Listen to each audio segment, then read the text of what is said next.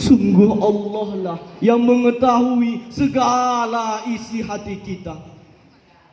Maka dari itu, hadirin jamaah Syarhil Quran yang berbahagia, pada kesempatan kali ini izinkanlah kepada ananda sekalian menyampaikan judul syarahan, yaitu membentuk generasi yang berkarakter, yang akan kami uraikan berdasarkan firman Allah surah At-Tahrim ayat 6 sebagai berikut. A'udzu billahi minasy syaithanir rajim.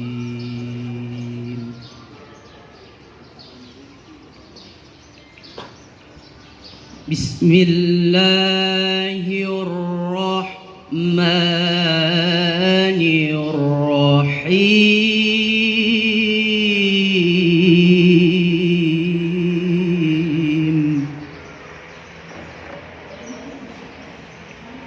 Ya ayyuhalladzina amanu qu anfusakum wa ahlikum nara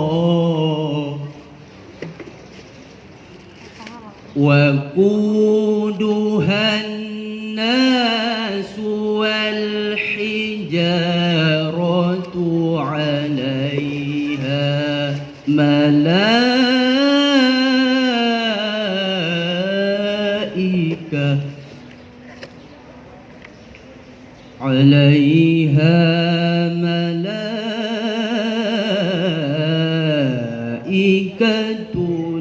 ghilajun shidad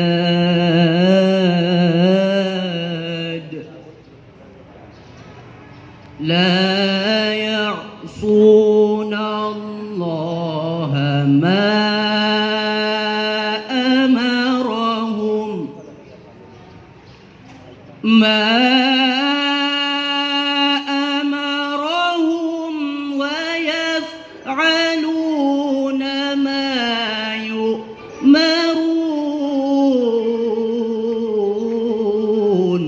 Aku berlindung kepada Allah dari godaan syaitan yang terkutuk dengan menyebut asma-Mu ya Allah, yang maha pengasih lagi maha penyayang.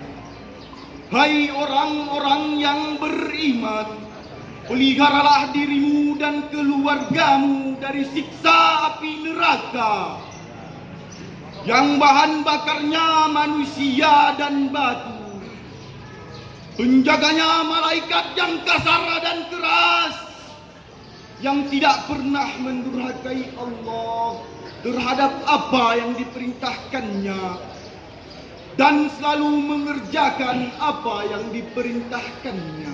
Hadirin jamaah Syarhil Quran yang berbahagia, Profesor Dr. Quraisy Shihab di dalam tafsirnya Al-Misbah volume 15 halaman 177 berkata bahwasanya membentuk generasi yang berkarakter tersebut harus diawali dari rumah dengan cara mendidik, membimbing serta membina karakter seorang anak. Selanjutnya, menurut Maghathil bin Hayyan di dalam tafsirnya juga menjelaskan bahwasanya membentuk generasi yang berkarakter yaitu harus diawali dengan mendidik takwanya kepada Allah Subhanahu wa taala, yang mana definisi takwa yaitu mengajarkan segala apa yang diperintahkan oleh Allah Subhanahu wa taala serta melarang seorang anak untuk berbuat segala apa yang bertentangan dengan syariat hukum Allah. Di tengah-tengah kehidupan kita yang sekarang ini, di tengah-tengah zaman teknologi informasi yang kian tak terkendali, Ketika seorang anak yang beranjak dewasa menampakkan wajah manis dan santunnya, berbakti kepada kedua orang tua, bergaul baik pada lingkungan masyarakatnya, berprestasi di sekolah, maka hadirin, karakter yang seperti inilah yang harus dibina dan dibimbing terus-menerus. Yang mana apabila salah sedikit saja dalam mendidik seorang anak yang soleh dan soleha yang didambakan kedua orang tua, kalau salah sedikit saja dalam mendidik anak, maka anak tersebut akan menjadi anak yang salah. Betul hadirin, wahai orang tua kami, Wahai guru-guru kami, Wahai para penanggung jawab pendidikan, perhatikanlah generasi penerus bangsa kita yang sangat memprihatinkan, yang mana semangat mereka lah nantinya yang menjadi roda penggerak bagi bangsa kita tercinta. Lantas, apa jadinya kalau bangsa kita tercinta Indonesia dihuni oleh orang-orang yang tak berkarakter sedikit pun? Sungguh tak dapat kita bayangkan. Maka dari itu hadirin, bagaimana bisa pemuda-pemudi tersebut yang mampu tampil sebagai agent of change, bawa perubahan bagi lingkungan sosial masyarakat kita. Maka sebagai jawabannya, marilah kita mendengarkan lantunan ayat suci Al-Quran surah Al-Furqan ayat 74 sebagai berikut. والذين يقولون ربنا هب لنا من أزواجنا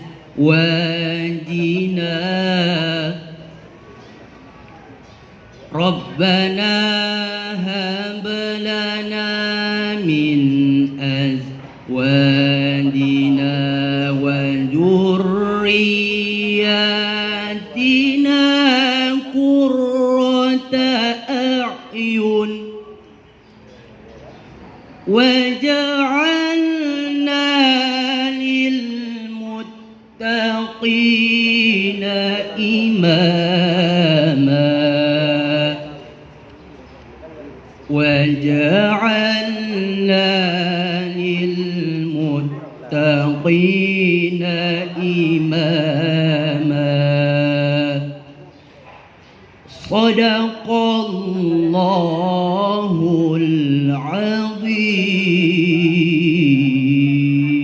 Dan orang-orang yang berkata, Ya Tuhan kami, anugerahkanlah kepada kami dan pasangan kami, keturunan kami sebagai penyenang hati kami, dan jadikanlah kami pemimpin bagi orang-orang yang bertakwa.